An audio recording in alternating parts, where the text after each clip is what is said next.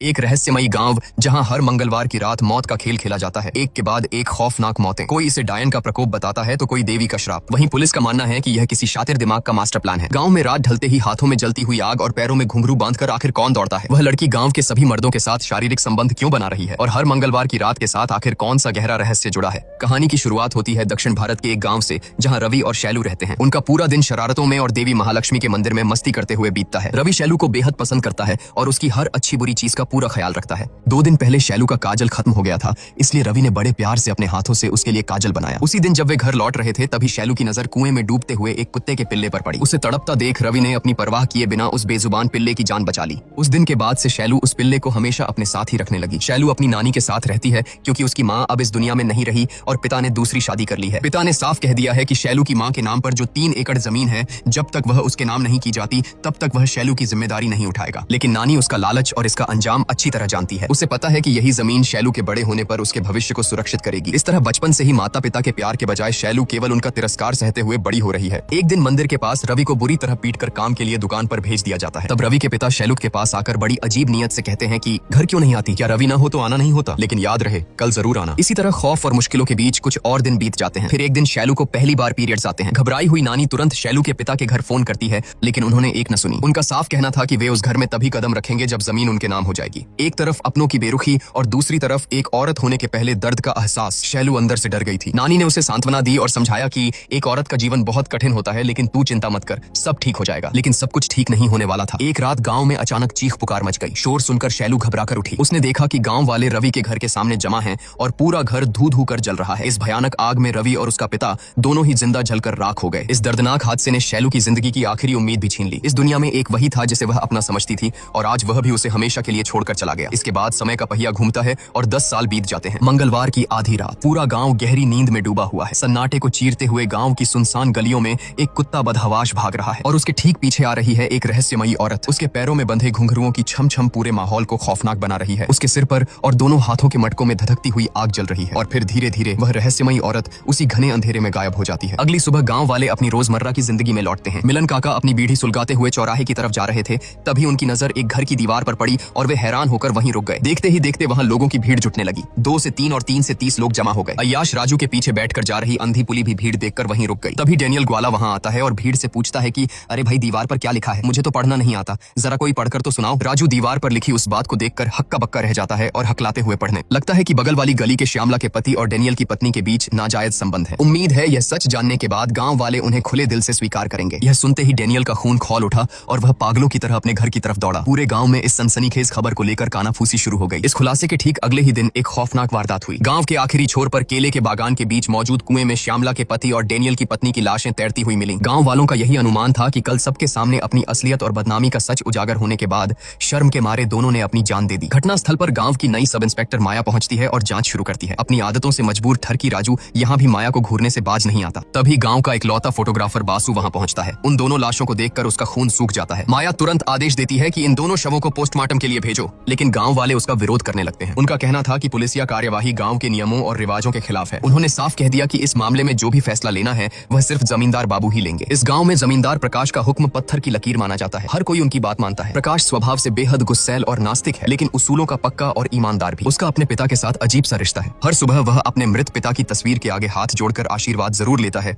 लेकिन उसके तुरंत बाद उस तस्वीर पर जूते मारने से भी नहीं चूकता। इसकी वजह यह है कि उसके अय्याश और चरित्रहीन पिता ने उसकी मां को धोखा दिया था और दूसरी औरतों के पीछे अपना सारा पैसा और इज्जत बर्बाद कर दी थी। वहीं दूसरी तरफ प्रकाश की पत्नी राजेश्वरी देवी अपने पति के एकदम विपरीत हैं। उनका स्वभाव बेहद शांत है और वे दिन भर पूजा पाठ में मग्न रहती हैं। पूरे गांव के लोग उनका बहुत आदर करते हैं और उन्हें साक्षात देवी का रूप मानते हैं। प्रकाश घटनास्थल पर पहुंचता है और आते ही सब इंस्पेक्टर माया को सख्त लहजे में चेतावनी देता है कि किसी भी कीमत पर इन लाशों को पोस्टमार्टम के लिए नहीं भेजा जाएगा। यह मेरा गांव है और यहाँ मेरा फैसला ही आखिरी फैसला है। मजबूरन माया को पीछे हटना पड़ता है। प्रकाश के आदेशानुसार डेनियल की पत्नी को ताबूत में रखकर दफना दिया जाता है और श्यामला के पति का श्मशान घाट पर अंतिम संस्कार कर दिया जाता है। लेकिन जैसे ही अंतिम संस्कार के बाद सभी लोग श्मशान से चले जाते हैं, तब वहां चीता की लपटों के पास एक नकाबपोश रहस्यमयी व्यक्ति को खड़ा देखा जाता है जो खामोशी से जलती हुई चिता को घूर रहा होता है। गांव में इतनी बड़ी घटना घट गई, लेकिन ठरकी राजू की नीयत में कोई बदलाव नहीं आया। मुनिस्वामी अपनी पत्नी सूरी को छोड़कर कुवैत में काम करता है और राजू इस अकेलेपन का फायदा उठाने से बाज नहीं आता। खैर, इन सब के बीच गांव के एक और अहम व्यक्ति से आपका परिचय करवाता हूँ। इनका नाम है डॉक्टर विजय। शादी के बाद अपनी बेटी को खोने के गहरे सदमे और दुख की वजह से उन्होंने शहर की जिंदगी छोड़ दी और अब इस गांव में लौट आए हैं। इधर रमा रमन नाम का एक लड़का गुर्जा के घर निमंत्रण देने जाता है क्योंकि अगले दिन गोविंद राजू के घर एक बड़ा कार्यक्रम है। इत्तेफाक से उस वक्त गुर्जा घर पर नहीं होता तो रमन इस मौके का फायदा उठाकर गुर्जा की बहन से मिलने और बात करने की कोशिश करता है। गुर्जा को रमन बिल्कुल पसंद नहीं है, इसलिए वह हमेशा रमन पर कड़ी नजर रखता है। अगले दिन गोविंद राजू के घर बड़े ही धूमधाम से कार्यक्रम शुरू होता है। पूरा का पूरा गांव आमंत्रित है, लेकिन इस जश्न और चहल पहल के बीच भी लोगों की जुबान पर बस एक ही कानाफूसी चल रही है कि डेनियल की पत्नी और श्यामला के पति के नाजायज रिश्तों के बारे में उस रात दीवार पर किसने लिखा था। दीवार पर लिखे उस सच को लेकर गुर्जा और बासु के बीच हाथापाई शुरू हो जाती है, जिससे एक बड़े और भयानक झगड़े में बदलते देर नहीं लगी। इन सब बवाल और झमेलों से दूर गांव के पुजारी देवी की पूजा और मेले की तैयारियों में मग्न है। इस गांव में हर मंगलवार की रात देवी की बड़े ही धूमधाम से पूजा की जाती है, क्योंकि मंगलवार को देवी का सबसे शुभ दिन माना जाता है। लेकिन इस साल मेले के लिए पैसों की कमी पड़ गई। पुजारी हिम्मत जुटाकर जब जमींदार प्रकाश के पास चंदा मांगने गए तो वह गुस्से से आगब बूला हो गया। नास्तिक प्रकाश ने साफ कह दिया कि पूजा के नाम पर वह एक फूटी कौड़ी भी नहीं देगा। हालांकि प्रकाश की पत्नी राजेश्वरी देवी ने पुजारी को खाली हाथ नहीं लौटने दिया। उन्होंने न सिर्फ अपनी तरफ से पैसे दिए बल्कि यह भी आश्वासन दिया कि जरूरत पड़ने पर वह आगे भी उनकी मदद करेंगी। उसी दिन दोपहर के समय जब सब इंस्पेक्टर माया अपनी गाड़ी से जांच के लिए गांव जा रही थी तो उसकी नजर केले के बागान की तरफ गई। उसे अचानक ऐसा लगा जैसे बागान के बीचों बीच वही नकाबपोश रहस्यमयी आदमी खड़ा उसे घूर रहा है। लेकिन जैसे ही उसने झटके से गाड़ी रोकी और वहां जाकर देखा तो वहां सन्नाटे के अलावा कुछ नहीं था। मंगलवार की रात पूरा गांव देवी की पूजा और मेले की चकाचौंध में सजा हुआ था, लेकिन उसी आधी रात को अंधेरी गलियों में वह कुत्ता फिर से दिखाई देता है। वह पागलों की तरह उसी रहस्यमयी औरत की तरफ भाग रहा था। उस औरत के पैरों में बंधे घुंघरुओं की छम छम की डरावनी आवाज एक बार फिर गांव की हवाओं में गूंजने लगी। अगली सुबह होते ही गांव में फिर से खौफ और सनसनी फैल गई। गांव की एक दीवार पर किसी ने फिर से कुछ लिख दिया था। इस बार लिखा था कि मंदिर वाली गली के मिल्ली कृष्ण के साथ सूर्य की पत्नी मणि के नाजायज रिश्ते हैं। उम्मीद है गांव वाले यह सच जानने के बाद उन्हें खुले दिल से स्वीकार करेंगे। यह खबर आग की तरह फैली और इसके बाद ठीक वही हुआ जिसका सबको डर था। केले के बागान के पास वाले पुराने बरगद के पेड़ पर मिल्ली कृष्ण और मणि दोनों की लाशें फांसी के फंदे से लटकती हुई मिली। सब इंस्पेक्टर माया का शक सीधा गुर्जा पर जाता है, क्योंकि मिल्ली कृष्ण और श्यामला का पति दोनों ही गुर्जा के करीबी दोस्त थे। शक के घेरे से फोटोग्राफर बासु भी नहीं बच पाया, क्योंकि एक दिन पहले ही कार्यक्रम में बासु की भी हाथापाई हुई थी। तभी जमींदार प्रकाश एक बार फिर अपने रौब के साथ घटना स्थल पर पहुंचता है, लेकिन इस बार माया पीछे हटने वाली नहीं थी। उसने प्रकाश को साफ साफ शब्दों में चेतावनी दे दी कि इस बार लाशें हर हाल में पोस्टमार्टम के लिए जाएंगी, क्योंकि भले ही ये आत्महत्या लग रही हो लेकिन इनके पीछे कोई बहुत गहरा और खौफनाक रहस्य छिपा है। माया को पूरा यकीन था कि यह सब गांव का ही कोई इंसान कर रहा है, वरना लगातार दो घरों के इतने गहरे और गुप्त राज किसी बाहरी इंसान को कैसे पता चल सकते हैं। अब सबसे बड़ा सवाल सबके जहन में गूंज रहा था कि आखिर कौन है जो इन नाजायज रिश्तों का सच पूरे गांव के सामने उजागर कर रहा है और क्यों इन लोगों को मौत के घाट उतारा जा रहा है। और तो और एक और खौफनाक बात सामने आती है। डेनियल की पत्नी की लाश उसके ताबूत से रहस्यमयी तरीके से गायब हो चुकी थी, इसलिए अब पुलिस के पास इन दोनों लाशों की पोस्टमार्टम रिपोर्ट ही सच तक पहुंचने का इकलौता रास्ता बची थी। दूसरी तरफ पूरे गांव में दहशत का ऐसा साया मंडराने लगा कि लोग एक दूसरे पर ही शक करने लगे। खौफ इतना था कि हर कोई अपने ही पड़ोसियों को कातिल समझने लगा था, क्योंकि पुलिस के लिए हर किसी के घर में घुसकर यह पूछना तो मुमकिन नहीं था कि कौन किसके साथ नाजायज रिश्ते में है। तभी दहशत से भरे इस माहौल में गांव का पुजारी एक बहुत ही खौफनाक अतीत याद करते हुए बताता है कि जमींदार प्रकाश के दादाजी के जमाने में भी गांव में बिल्कुल इसी तरह रहस्यमयी ढंग से लोग मारे जा रहे थे। पुजारी ने अतीत के पन्ने पलटते हुए कांपती आवाज में बताया कि उस वक्त गांव में एक बहुत बड़ा महायज्ञ किया गया था और देवी महालक्ष्मी की रौद्र रूप वाली मूर्ति मंदिर में स्थापित की गई थी। उसके बाद जाकर ही उन मौतों का खौफनाक सिलसिला थमा था। और अब ठीक वैसे ही गांव में सारी मौतें सिर्फ मंगलवार की रात को ही हो रही हैं, उसी दिन जब देवी की विशेष पूजा होती है। इसलिए अब गांव वालों को यकीन हो गया है कि बिना महायज्ञ किए इस तबाही को रोकना नामुमकिन है। चूंकि अगला दिन मंगलवार था, इसलिए यह फैसला लिया गया कि अगले 2 रातों तक पूरे गांव में कड़ी पहरेदारी की जाएगी। तभी बीच में एक कांस्टेबल आकर बात काटता है, जिससे गांव वालों के शक की सुई सीधे सब इंस्पेक्टर माया की तरफ घूम जाती है। उनके मन में सवाल उठने लगता है कि गांव में इस नई एसआई के कदम रखते ही ये रहस्यमयी मौतें क्यों शुरू हो गईं? कहीं ऐसा तो नहीं कि खुद ऑफिसर माया ही किसी साजिश के तहत ये सब करवा रही हो। खैर, गांव में ढिंढोरा पीटने की जिम्मेदारी पुली को दी गई। उसने ढोल पीट पीट कर पूरे गांव में ऐलान कर दिया कि आज रात कोई भी अपने घर से बाहर न निकले, क्योंकि हर मंगलवार की रात मौत उसी के दरवाजे पर दस्तक दे रही है जो नाजायज रिश्तों के दलदल में फंसा है। रात का साया ढलते ही पहरेदारी जोरों पर शुरू हो गई। गांव के अंदर की निगरानी का जिम्मा गुर्जा ने संभाला और बासु अपनी गाड़ी से गांव की सीमाओं पर गश्त लगाने निकल पड़ा। जैसे जैसे रात का अंधेरा और खौफनाक होता गया, खेतों की पगडंडियों पर दौड़ती हुई वह रहस्यमयी औरत एक बार फिर नजर आई। दूसरी तरफ केले के बागान के रास्ते एक अजनबी इंसान को शॉल ओढ़े हुए गांव में चुपके से घुसते देख गुर्जा और उसके आदमी उसे पकड़ने के लिए पागलों की तरह दौड़े, लेकिन कुछ दूर जाने के बाद वह इंसान किसी साए की तरह गायब हो गया। उसे न पाकर वे लोग 3 अलग अलग टोलियों में बंट गए और चप्पे चप्पे पर उसकी तलाश शुरू कर दी। ठीक उसी वक्त रात की आखिरी बस से डॉक्टर विजय गांव लौटते हैं। हाथ में टॉर्च लिए वह खामोशी से अपने घर की तरफ बढ़ रहे थे, लेकिन जैसे ही वह केले के बागान के पास पहुंचते हैं, उनके कानों में किसी लड़की के रोने की दर्दनाक और सिसकती हुई आवाज गूंजती है। वह आवाज सुनकर डॉक्टर विजय के कदम वहीं जम गए और एक ही झटके में उनकी रीढ़ की हड्डी में बर्फ जैसी ठंडी सिहरन दौड़ गई। इतनी रात गए गांव की किसी लड़की का इस तरफ आने का तो कोई सवाल ही नहीं उठता। फिर भी डॉक्टर विजय ने हिम्मत जुटाई और उस रोने की आवाज का पीछा करते हुए सीधे केले के बागान के अंदर घुस गए। उधर दूसरी तरफ गुर्जा और उसके आदमियों ने उस शॉल ओढ़े अजनबी को ढूंढ निकाला और उसका पीछा करने लगे। भागते हुए उस आदमी पर गुर्जा ने सटीक निशाना साधकर अपना भाला फेंका, जो सीधा उस आदमी के शॉल को चीरता हुआ निकला। अपनी जान बचाने के लिए वह आदमी नदी में कूदकर भागने की कोशिश करता है, लेकिन आखिर में पकड़ा जाता है। जैसे ही उसके चेहरे से शॉल हटाया जाता है, सब चौंक जाते हैं। वह कोई और नहीं बल्कि उनका जाना पहचाना लड़का रमन था। इधर डॉक्टर विजय उस रोने की आवाज के सहारे जैसे ही बागान के बीचों बीच कुएं के पास पहुंचते हैं, उनकी आंखें फटी की फटी रह जाती हैं। उन्होंने देखा कि कुएं की मुंडेर पर एक लड़की की रूह बैठी है। उस लड़की ने डॉक्टर विजय की तरफ देखा, एक खौफनाक चीख मारी और सीधे उस गहरे कुएं में छलांग लगा दी। दहशत और हैरानी से बुत बने विजय के मुंह से कांपते हुए सिर्फ एक ही नाम निकला, शैलू। और इसी खौफनाक मंजर के साथ कहानी 18 महीने पीछे चली जाती है। छोटी सी शैलू अब बड़ी हो चुकी है। वह अभी भी अपनी नानी के साथ ही रहती है और उसके साथ है उसका बचपन का वो कुत्ता जिसे उसने कुएं में डूबने से बचाया था,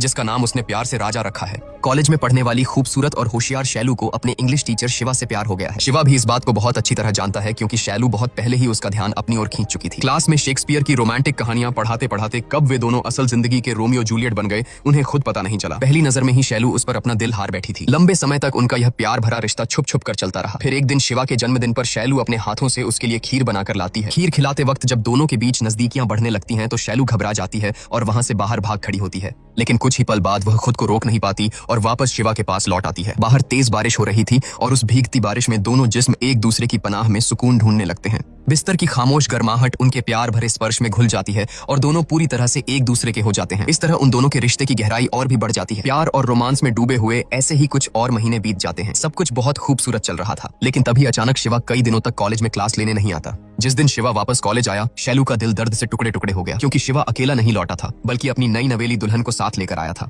खबर मिली कि उसका तबादला हो गया है और वह हमेशा के लिए दूसरे कॉलेज जा रहा है। जाने से पहले बारिश में पूरी तरह भीगी हुई और सदमे में खड़ी शैलू के पास शिवा आया और बड़ी ही बेरहमी से ताना मारते हुए बोला कि शेक्सपियर की कुछ कविताएं ऐसी होती हैं जिन्हें रोज पढ़ा जाए तो इंसान बोर हो जाता है, इसलिए मौका मिलने पर उन्हें बस एक बार मजे के लिए पढ़ना चाहिए और फिर हमेशा के लिए छोड़ देना चाहिए। मेरे लिए तुम बिल्कुल उसी कविता की तरह थी। यह कहकर शिवा अपनी पत्नी के साथ गाड़ी में बैठकर वहां से चला गया। शैलू बीच सड़क पर खड़ी खड़ी फूट फूट कर रोने लगी। जिंदगी में पहली बार उसने किसी को इतनी शिद्दत से चाहा था और उसी इंसान ने उसके प्यार का ऐसा भयानक मजाक उड़ाया। शैलू किसी तरह अपने टूटे हुए दिल और आंसुओं को संभाल कर घर लौटी, लेकिन वहां किस्मत उसका एक और कड़ा इम्तिहान ले रही थी। उसने देखा कि उसे बेइंतहा प्यार करने वाली उसकी इकलौती नानी भी हमेशा के लिए आंखें मूंद चुकी हैं। महज चंद घंटों के अंदर शैलू की हंसती खेलती जिंदगी पूरी तरह से तबाह हो गई। इतने सालों बाद भी उसके माता पिता का रवैया नहीं बदला था। उन्होंने नानी के अंतिम संस्कार में आने तक की जहमत नहीं उठाई, बल्कि अपना वही पुराना रटा रटाया लालची फरमान सुना दिया कि जब तक जमीन हमारे नाम नहीं करोगी, हम तुम्हें अपने साथ नहीं ले जाएंगे। अपनों का यह लालच और लगातार मिलता तिरस्कार अब शैलू की बर्दाश्त से बाहर हो चुका था। गुस्से और दर्द में तड़पती शैलू ने पूरे गांव के सामने जमीन के कागजात अपने लालची पिता के मुंह पर दे मारे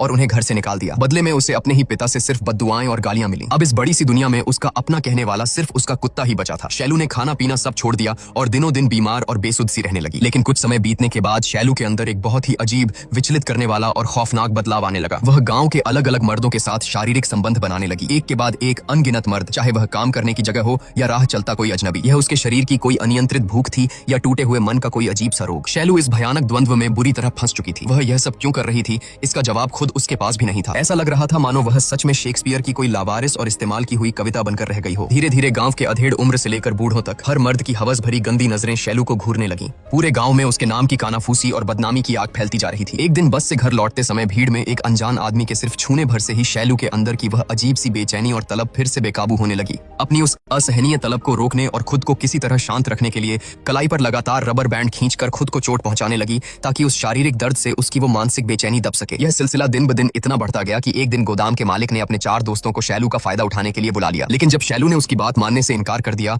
तो उसने उस पर चोरी का झूठा इल्जाम लगाया और धक्के मारकर काम से निकाल दिया। इस भारी अपमान को शैलू सह नहीं पाई। उसने सोचा कि वह अपनी जान दे दे, लेकिन वह ऐसा करने की हिम्मत नहीं जुटा पाई। फिर अचानक एक दिन उसने गांव के बिट्टू नाम के एक लड़के को बुलाया और उससे कहा कि वह उसे बेंत से बुरी तरह पीटे। दरअसल शैलू अपने अंदर की उस अजीब सी शारीरिक तलब को दर्द के जरिए दबाने की कोशिश कर रही थी। बिट्टू को इसके पीछे का असल मकसद कुछ समझ नहीं आ रहा था, लेकिन न चाहते हुए भी उसे ऐसा करना पड़ा। इस तरह हर दिन बेतहाशा दर्द सहने के बावजूद वह अपनी इस अजीब सी बीमारी और तलब के आगे हार जाती थी और और अनियंत्रित होकर एक के बाद एक संबंध बनाती रही। गांव का हर आदमी उसकी इस लाचारी का फायदा उठाने लगा। शैलू का खुद के शरीर और दिमाग पर अब कोई काबू नहीं रहा था। एक रात जब वह घर लौट रही थी तो कुछ लोगों ने उसका पीछा किया। अपनी आबरू बचाने के लिए उसने किसी तरह जंगल के बीच बने एक सुनसान घर में छुपकर अपनी जान बचाई। लेकिन इस तरह की बातें बहुत दिनों तक छुपी नहीं रह सकी। आखिरकार यह खबर गांव के जमींदार प्रकाश के कानों तक पहुंच ही गई। वह हमेशा से इन सब चीजों के सख्त खिलाफ था, इसलिए उसने तुरंत आदेश दिया कि शैलू को पकड़कर उसके सामने लाया जाए। उस दिन शैलू अपनी मां की साड़ी पहनकर शायद कहीं जाने की तैयारी कर रही थी, लेकिन उसे वह मौका ही नहीं मिला। उसे बालों से पकड़कर घसीटते हुए जमींदार की हवेली तक लाया गया। गांव के कई मर्दों के साथ संबंध बनाने के जुर्म में प्रकाश ने बिना कोई रहम दिखाए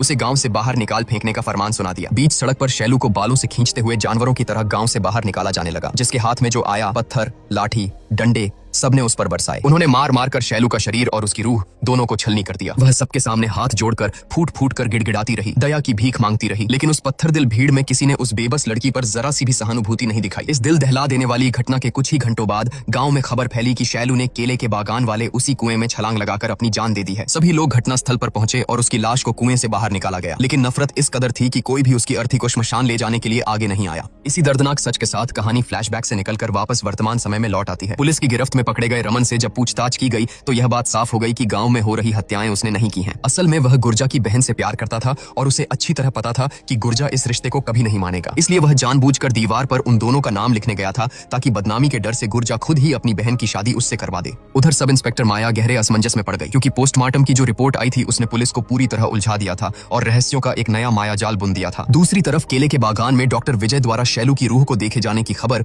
पूरे गांव में जंगल की आग की तरह फैल चुकी थी। रमन के निर्दोष साबित होने के बाद अब कातिल की तलाश और तेज हो गई। इसलिए अगले हफ्ते सोमवार की रात को ही गुर्जा अपने पूरे दलबल के साथ पहरेदारी के लिए निकल पड़ा। उसका मकसद साफ था कि आज रात चाहे कुछ भी हो जाए, उस कातिल को हर हाल में पकड़ना है। रात की हवाओं में जलती हुई मशालों की तपिश और दहशत घुली हुई थी। आज फिर से वही रहस्यमयी औरत अपने घुंघरुओं की डरावनी छम छम के साथ दौड़ रही थी। किसी अनजाने खौफ के साए में सब इंस्पेक्टर माया भी चैन की सांस नहीं ले पा रही थी, इसलिए वह भी अपनी जीप लेकर रात के अंधेरे में गांव की तरफ निकल पड़ी। इधर केले के बागान से घुंघरुओं की सिहरन पैदा करने वाली आवाज सुनकर पहरेदारी कर रहे एक बूढ़े आदमी की हालत खराब हो गई। अचानक जब उसने पेड़ के ऊपर देवी महालक्ष्मी का खौफनाक रौद्र रूप देखा तो उसकी रूह कांप गई और वह चीखता हुआ गांव की तरफ भागा। तभी उस दौड़ती हुई रहस्यमयी औरत का भी सच सबके सामने आ जाता है। वह कोई भूत प्रेत नहीं बल्कि गांव की ही एक आम औरत थी जो मंदिर में पूजा पाठ करती थी। असल में गांव में शांति बनाए रखने के लिए पुजारी के कहने पर ही वह चुपचाप हर मंगलवार की रात देवी मां के नाम का जलता हुआ मटका लेकर पूरे गांव का चक्कर लगाती थी। लेकिन गांव में तो अब एक नई ही दहशत फैल चुकी थी। उस बूढ़े आदमी के चीखने के बाद लोगों को लगने लगा कि गांव में हो रही इन सभी मौतों के पीछे देवी महालक्ष्मी का क्रोध ही है। तभी अचानक गांव के आखिरी छोर से किसी के जोर से चिल्लाने की आवाज आई कि दीवार पर किसी ने फिर से कुछ लिख दिया है। सब लोग अपनी मशालें लेकर उस तरफ दौड़े। जब वे वहां पहुंचे तो देखा कि वहां डेनियल अकेला खड़ा है। घबराए हुए डेनियल ने बताया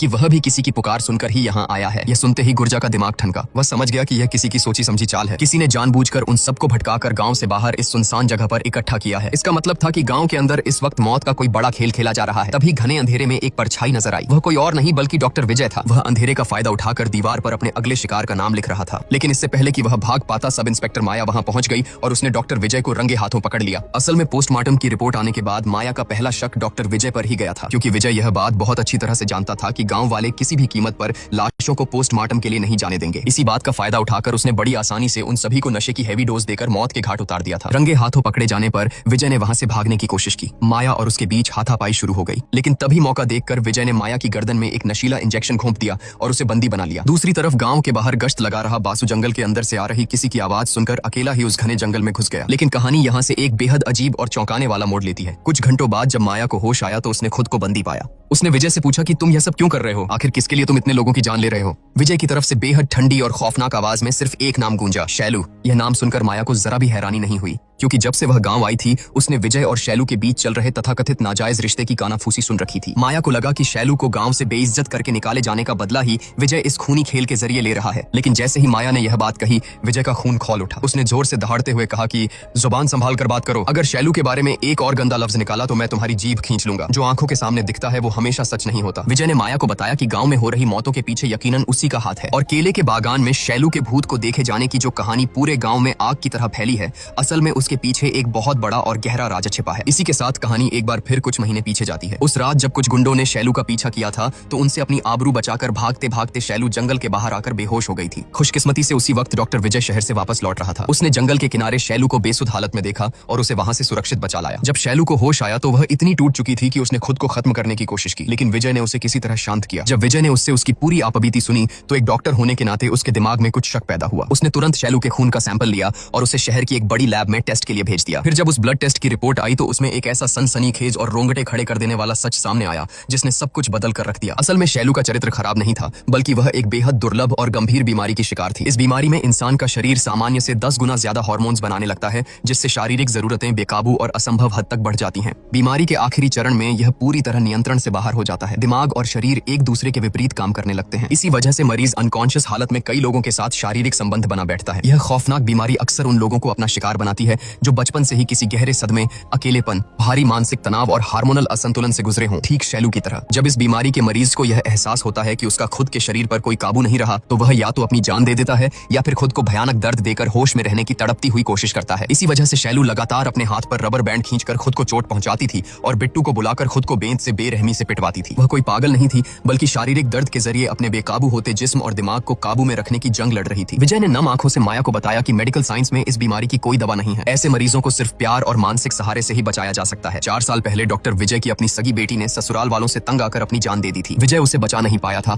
और इस बात के लिए वह हर दिन घुट घुट कर खुद को कोसता था। तभी किस्मत ने शैलू को उसके सामने ला खड़ा किया। विजय को शैलू में अपनी मरी हुई बेटी नजर आई। जिंदगी से मिले इस दूसरे मौके को विजय ने नहीं गवाया और उसने शैलू को अपनी बेटी की तरह पालना और संभालना शुरू कर दिया। लेकिन इस जाहिल गांव वालों की गंदी सोच ने एक बेबस बेटी और एक लाचार पिता के इस पवित्र रिश्ते को भी नाजायज संबंध का नाम दे दिया। विजय समझ चुका था कि अपने भविष्य और इस बीमारी के डर से शैलू खुद को तिल तिल कर खत्म कर रही है। लेकिन ठीक उसी वक्त घने अंधेरे में डूबी शैलू की जिंदगी में कोई एक उम्मीद की किरण बनकर आया। एक ऐसा इंसान जिसने शैलू का हाथ थामा। इसी खुलासे के साथ कहानी फ्लैशबैक से निकलकर वापस वर्तमान समय में लौट आती है। घने और खौफनाक जंगल में बासु के सामने वही नकाबपोश रहस्यमयी आदमी खड़ा है। बिना एक पल गवाए वह पूरी फुर्ती और दरिंदगी के साथ बासु को जान से मारने के लिए उस पर झपट पड़ता है। लेकिन बासु भी हार मानने वालों में से नहीं था। दोनों के बीच एक भयानक हाथापाई शुरू हो जाती है। लड़ते लड़ते बासु उस नकाबपोश आदमी पर चाकू से जोरदार वार करता है और उसे जमीन पर गिरा देता है। जैसे ही बासु सच जानने के लिए उस आदमी के चेहरे से नकाब नोचता है, अचानक अंधेरे को चीरता हुआ शैलू का कुत्ता खूंखार तरीके से बासु के ऊपर छलांग लगा देता है। राजा के इस अचानक हुए हमले से बासु पल भर के लिए अपना संतुलन खो बैठता है। तभी अचानक वह नकाबपोश आदमी अंधेरे को चीरता हुआ हवा में छलांग लगाता है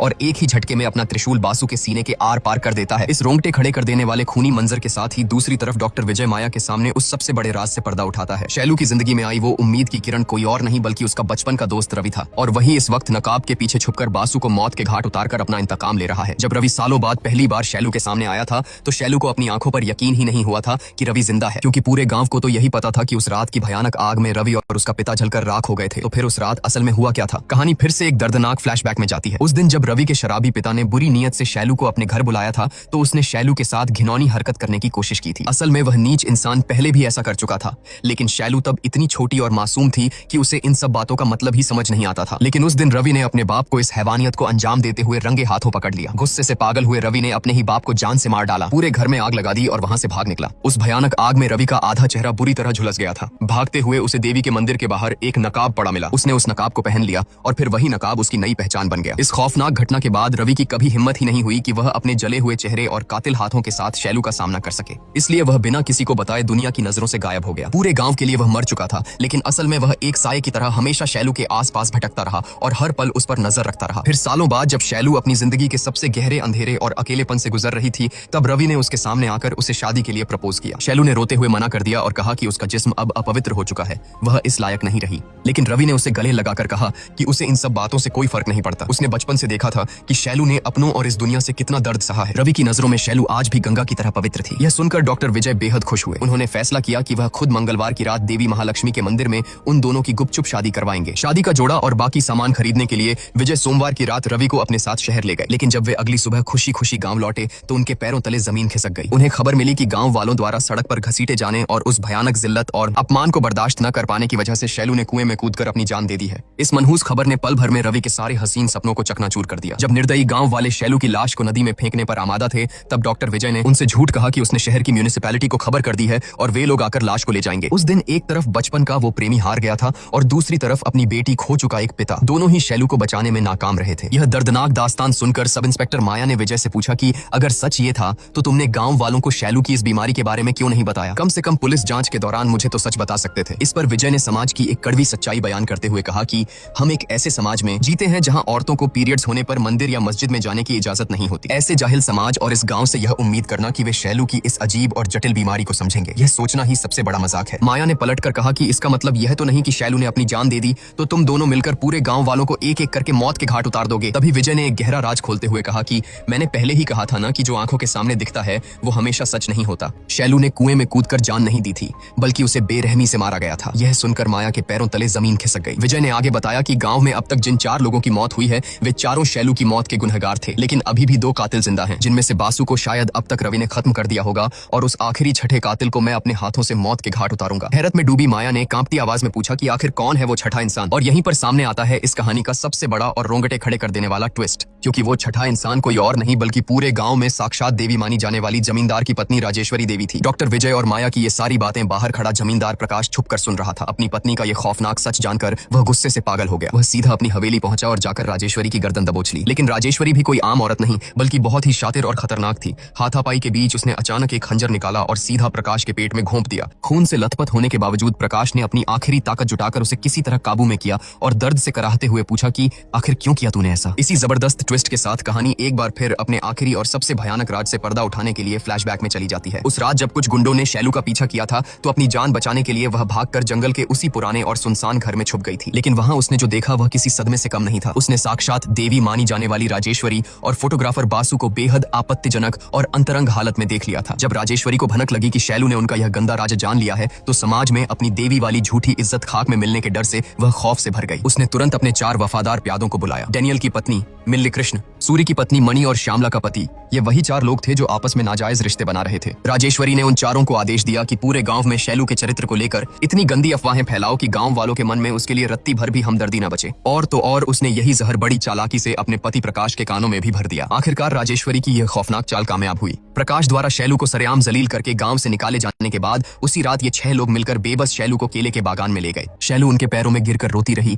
गिड़गिड़ाती रही और अपनी जान की भीख मांगती रही। उसने कसम खाई कि वह अगली सुबह ही यह गांव हमेशा के लिए छोड़ देगी और किसी को उनका राजा नहीं बताएगी। लेकिन शैतान बन चुकी राजेश्वरी के दिल में कोई रहम नहीं था। उसके इशारे पर बासु ने शैलू का गला घोंटकर उसे बेरहमी से मार डाला और उसकी लाश को उसी कुएं में फेंक दिया, ताकि पूरे गांव को यही लगे कि जिल्लत और अपमान बर्दाश्त न कर पाने की वजह से शैलू ने खुद आत्महत्या कर ली है। इसी भयानक सच के साथ कहानी एक बार फिर वर्तमान में लौट आती है। अब सारे रहस्यों से पर्दा उठ चुका था। यह घिनौना सच जानकर प्रकाश का गुस्सा 7वें आसमान पर था। उसने राजेश्वरी के बाल पकड़े और उसे घसीटते हुए छत से नीचे आंगन में फेंक दिया। फिर उसके तड़पते हुए शरीर पर मिट्टी का तेल छिड़कते हुए प्रकाश ने एक बेहद दमदार बात कही कि जरूरत से ज्यादा लालच इंसान के मन को मैला कर देता है और हवस इंसान के चरित्र को राख कर देती है। यह कहकर प्रकाश ने बिना एक पल सोचे राजेश्वरी को जिंदा जला दिया। ठीक उसी वक्त डॉक्टर विजय राजेश्वरी को अपने हाथों से मौत के घाट उतारने के इरादे से हवेली पहुंचता है। लेकिन आंगन में राजेश्वरी को धू धू कर जलता देख वह हैरान रह जाता है। आखिरकार शैलू की मौत के हर एक गुनहगार को उनके किए की दर्दनाक सजा मिल चुकी थी। दूसरी तरफ रवि का खूनी इंतकाम भी अब पूरा हो चुका था। जीते जी भले ही वे दोनों एक नहीं हो पाए, लेकिन अपने प्यार का बदला पूरा करने के बाद